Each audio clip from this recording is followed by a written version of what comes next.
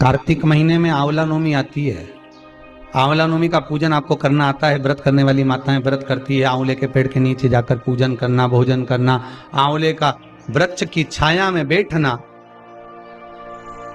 उस दिन किसी को अपशब्द ना कहना, आंवले की पूजन कर कर अपनी झोली को पसार कर चीटी उंगली और अंगूठे से आंवले की छाल को थोड़ा सा पल्लू में गिरा लेना, उस छाल को ले जाकर अपनी बरकत में, अपनी अलमारी में, अपनी तिजोरी में रख देना। ये आंवला नवमी की पूजन का विधान है।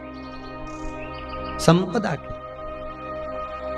जिस व्यक्ति को रोग सताता ही रहता है, सताता ही रहता है, बीमारी आती रहती है, जा ही नहीं रही होती है, तो उसको कुछ नहीं करना चाहिए। आंवले के वृक्ष के नीचे आंवला नवमी के दिन दूध चढ़ा देना चाहिए, फिर बीमारी दूर हट जाती है, व्यक्ति बीमार ही नहीं पड़ता। जिसको निमोनिया हो, श्वास की बीमारी हो, दमे की बीमारी हो, किडनी और लीवर से जुड़ी हुई बीमारी हो, उसके लिए सबसे अच्छी चीज है हमारा चलने में हापड़ी भरा जाए, चलने में दम भरा जाए, तो आप आंवले के वृक्ष के नीचे दूध चढ़ाओ आंवला नवमी के, काया ठीक हो, रोग मुक्ति के लिए, कार्य सिद्धि के लिए, लक्ष्मी के लिए आंवला का वृक्ष उत्तम माना गया। आज ही का दिन है आंवला नवमी का। महाराज, अगर किसी पंडित ने, किसी ब्राह्मण ने, किसी ज्योतिषाचार्य ने बता दिया कि तुम्हारे बच्चे की उम्र कम है, किसी ने बता दिया कि इसकी अल्पायु है, इसकी उम्र कम है, इसको ये बहुत बड़ी बीमारी होगी और एक्सीडेंट होगा और ये होगा वो होगा, ये वाली अंगूठी पहनो, ये वाला नथ पहनो, ये चीज पहनो, बिल्कुल नहीं, तुम्हारी मर्जी पड़े तो पहनना, लाखों रुपए खर्च करो और मालूम पड़े फल ना मिले, तो एक काम जरूर करना। आज के दिन हाथ में कुंकू लगाकर, कुंकू को लगाने के बाद अपनी माताजी से कहकर उस बच्चे के हथेली पर स्वस्तिक बनाकर आंवले के वृक्ष पर छापे 5 लगवा दीजिए। वो बच्चा कभी अल्पायु नहीं मर सकता, उसकी उम्र में वृद्धि होगी। उम्र कम नहीं हो सकती, उम्र बढ़े। सौभाग्यवती माताएं आज आंवले के पेड़ के नीचे पूजन क्यों करती है? सौभाग्यवती माताएं आज आंवले के पेड़ के नीचे फल का दान क्यों करती है? सौभाग्यवती माताएं आज ब्राह्मण को भोजन आंवले के वृक्ष के नीचे क्यों कराती है? सौभाग्यवती माताएं आज आंवले के पेड़ के नीचे बैठकर भोजन क्यों करती है? अखंड सौभाग्यता के लिए कि आज मैंने अगर एक बिंदी भी दी है, अगर आज मैंने मेहंदी भी दी है, आज मैंने जरा सा कुंकू का भी दान आंवले के वृक्ष के नीचे करा है, तो उसका फल मुझे हजारों गुना मिलना चाहिए। मेरा सौभाग्य अमर होना चाहिए, अजर होना चाहिए।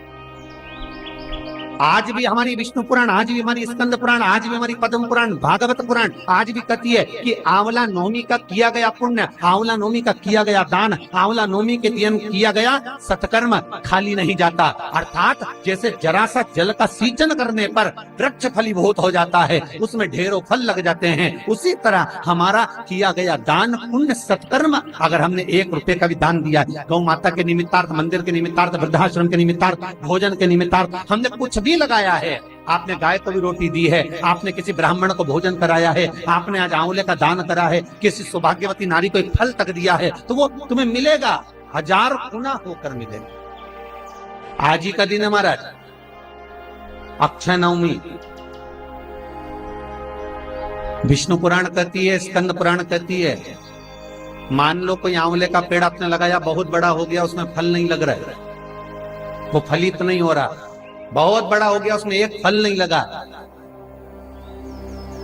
तो किसी पवित्र नदी का, गंगा, यमुना, सरयू, नर्मदा, क्षिप्रा, मंदाकिनी, गोदावरी, किसी पवित्र नदी का जल आपके पास में हो, तो आज आंवला नवमी के दिन जो फल नहीं रहा हो वृक्ष, जिसके अंदर आंवले ना लगते हो, आंवले का वृक्ष बहुत बड़ा हो गया, फलित नहीं हो रहा, आज ही के दिन एक कटोरी में जल लेकर नारायण नारायण और शिव का स्मरण कर कर उस पेड़ के नीचे डाल दिया जाता है, तो वो पेड़ जो है, वृक्ष जो है, वो फलने लगता है, उसमें फल लगना चाहिए।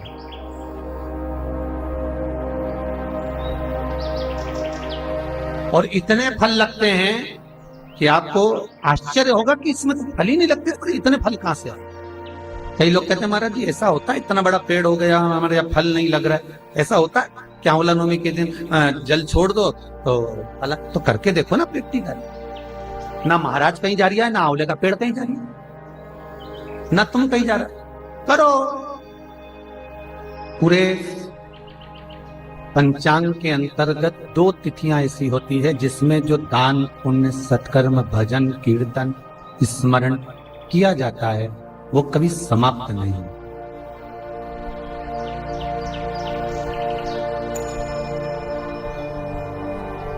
एक है अक्षय तृतीया आखा तीज और दूसरी है अक्षय नवमी आंवला नवमी।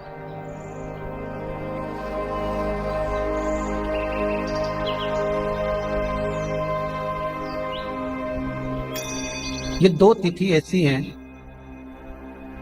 कि इन तिथियों में किया गया पुण्य, इन तिथियों में किया गया दान, इन तिथियों में किया गया सत्कर्म जीव का कभी समाप्त नहीं होता, वो अजर और अमर है।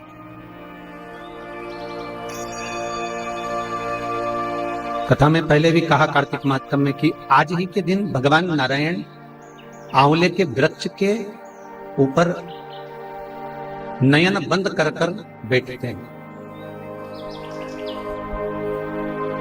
और 33 कोटि देवता उनको जगाने के लिए, 33 कोटि देवता उनको रिझाने के लिए सामने आकर निवेदन करते, विनती करते।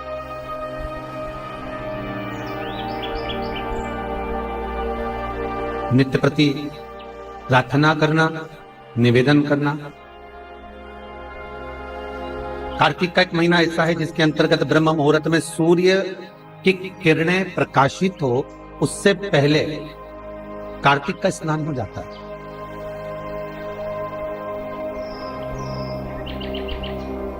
सूर्य की किरणें पड़े उससे पहले कार्तिक स्नान करने वाले को कार्तिक स्नान कर लेना चाहिए।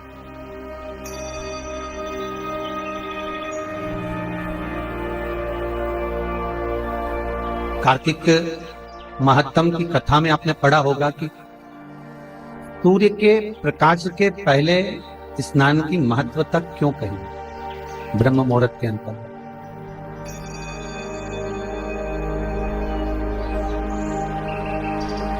महाराज कार्तिक महात्म की कथा कहती है, श्रीमद् भागवत कथा कहती है कि 33 कोटि देवता ब्रह्मा जी के साथ में भगवान नारायण के पास में आंवले के, क्योंकि क्षीर सागर भगवान शयन कर रहे हैं, देवता वहां नहीं पहुंचे क्योंकि कह कर गए मैं विश्राम कर रहा हूं। सारा कार्यभार भगवान को देकर शंकर भगवान के हाथों में सौंप कर भगवान नारायण तो भगवत आनंद में सुख पाने के लिए विश्राम करने चले। भगवान विष्णु ने जो पृथ्वी का कार्यभार शंकर भगवान को सौंपा तो शंकर भगवान ने वो कार्यभार माता पार्वती को दे दिया कि तू संभाल से, तू अन्नपूर्णा है, तू मां है, किसको क्या चाहिए पिता एक बार नहीं जान सकता पर मां जान जाती है। तथा एक मन का भाव होता है कि किसको क्या चाहिए, तो चिंता ना कर, मेरे शिव ने पार्वती को दिया। चिंता बढ़ी हुई है ब्रह्मा जी की, चिंता बढ़ी हुई है इंद्रदेव की। आंवले के वृक्ष पर आंवला नवमी के ब्रह्म मुहूर्त में सूर्य प्रकाशित हो उससे पहले क्षीर सागर से निकलकर भगवान नारायण तुरंत आंवले के वृक्ष पर आकर विराजमान।